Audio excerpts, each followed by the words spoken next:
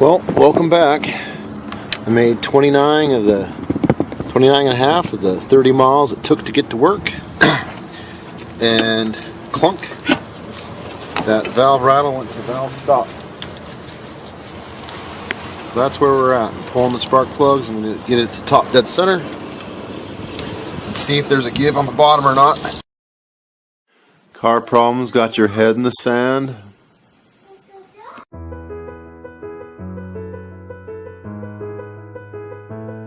Be triumphant. You have a champion to help you. Huzzah! Welcome to the D.E. Nichols channel.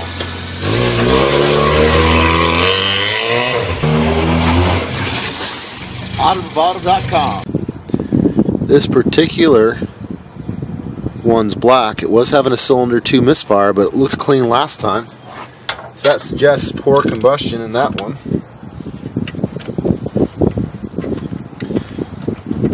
I mean, there was a valve train rattle, but otherwise things were smooth. So cylinder 2, I'm calling them 1, 2, 3, 4. Forgive me if I'm actually incorrect on that.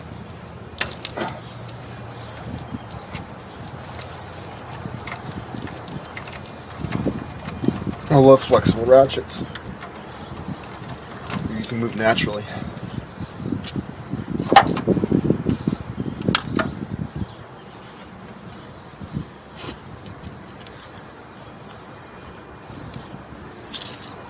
I really need my borescope for this, but that cylinder's at the top.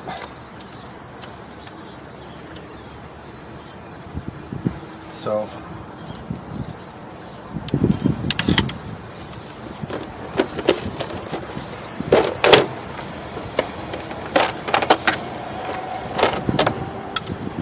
got my 19 so I can turn the engine over. To the right, always turn this engine to the right. Using a serpentine belt tool I got from Matco. That way I don't have to disassemble and get to this bolt. The concept I'm going after is get the top dead center. And once you do that,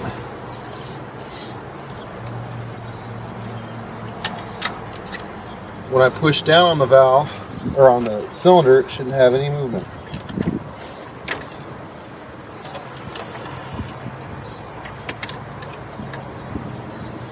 Okay, the engine should be able to turn. It's locked up, it can't move.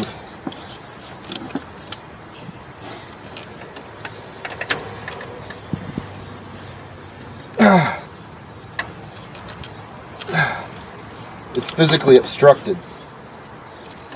That might be a good sign that more damage wasn't done. Now I can't tell what damage until I tear things further apart. I will say this though, we got an oily cylinder that was dry, because when I was filming last, this one, they were all totally just carboned up and dry. Now this one's oily, like oil was getting down in here, which makes sense. Because oil would get down in there if a valve dropped, because the oil that's supposed to help with that valve going up and down would be dealt with normally by how it's supposed to go through the engine instead of doing what it did. So I got to pull the valve and see if valve cover gasket and see if I dropped the valve. I believe I did. That's what it sounds like. So I'll come back after I've pulled that. They all come pretty quick and easy, except this one. It's more of a stud, so I had to switch off a 10s like I had everywhere else and switch over to a 12 after I pulled the cap off, because this is more the valve cover gasket normally, or not, excuse me, wrong words, where the idiot hood normally sits. So that's a special one. There's also a special one in the back corner. Something interesting of note, I have never had to pull this valve cover gasket. Never ever. You want to say hi to my YouTube fans? You want any help with that job? Yeah, if you need any help, let me know, buddy. He's dealing with a bolt. It will not be welded off. It will not be drilled out. Yeah, I'm actually kind of impressed. He's working on a rotary engine right now. It's got a big old turbo on it. He just needs to do a radiator and something else. But we keep having the wrong parts for that RX-7. It's made it difficult. And now his water pump has a stuck. I'm here at work. But unlike my last job, when you run out of things to do, you've already cleaned the shop, stuff like that. They don't mind you working on your own car. I think they understand that we're in this profession because we want to do stuff, not because we don't want to do stuff. And I really appreciate that. I mean, spent a day working on this car with my trainer so I could lab scope a bunch of stuff. Oh, it was awesome. So I know how to run lab scopes now. I already understood what I was going to get out of the lab scope, but now I actually get to do it. Schrodinger's box taught me very, very well. Yep, 180,000 miles and never needed to do this valve cover gasket. I've got all the bolts undone, but it's got 180,000 miles of... I don't know if you knew this, but when two things are next to each other, at first they swap electrons. And after that, they swap atoms. So when you have a really dirty floor and you've left it dirty a long time, like I had to clean a floor once that had been abandoned for 2 years, no one lived there, and it took a long time to separate the dirt from the floor, and I think it's because I was taking off a layer of the floor.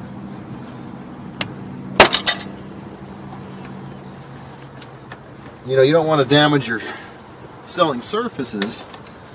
At the same time, you know, you can't just leave them together.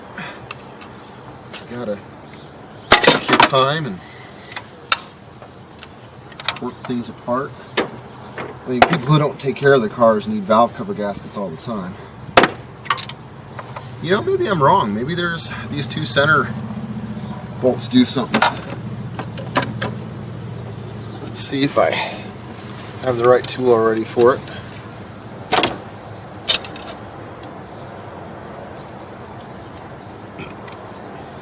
Because everywhere I pull it, pulls the same towards the center. So I bet these suckers are holding it together.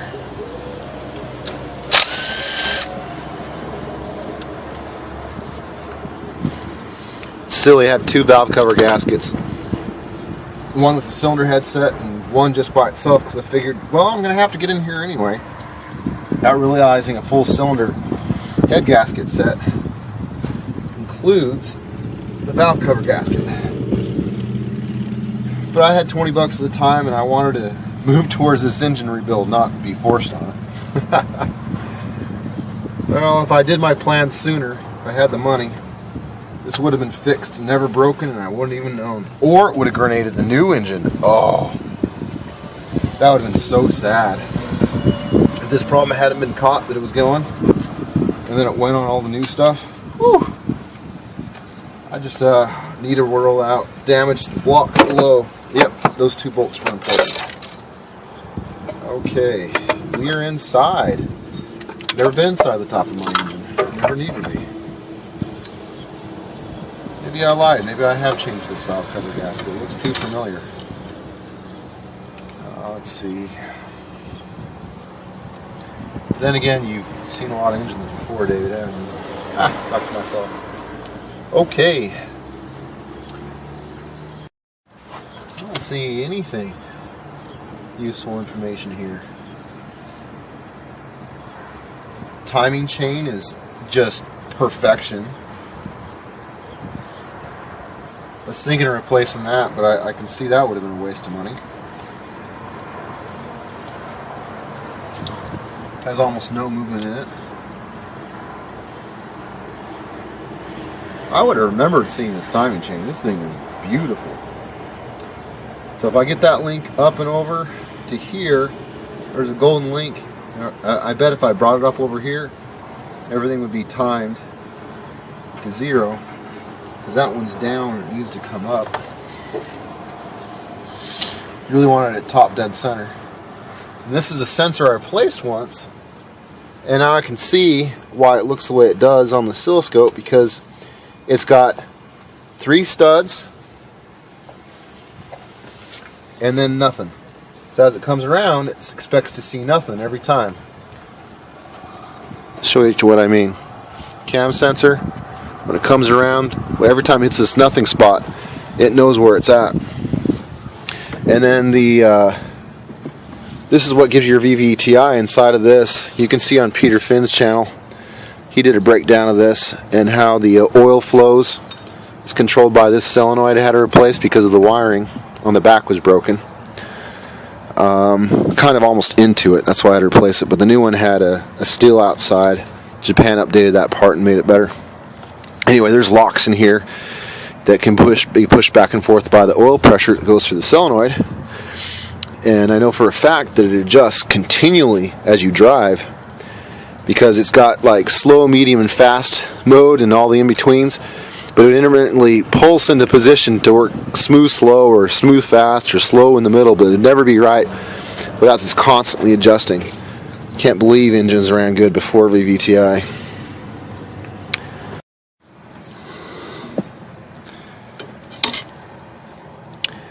Turning my own camera's light, I think you can see how carboned it is. How carboned. I had a cylinder 2 misfire before this came up, and general misfire codes. And that's my evidence of cylinder 2, because it's oily.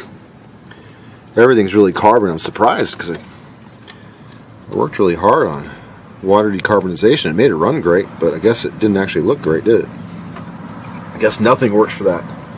Not truly and completely. Well,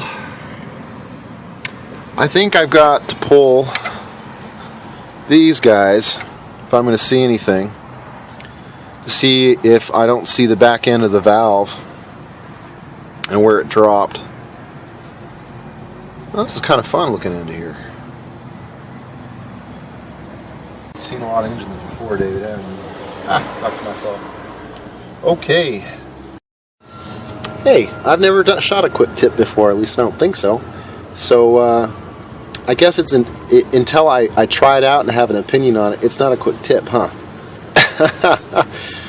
But if I split this video, I can say, get out there and work on something, and insert my opinion before that. Be sure to get out there and work on something. I personally am enjoying very much the fruits of my labors. I can't wait to release another video.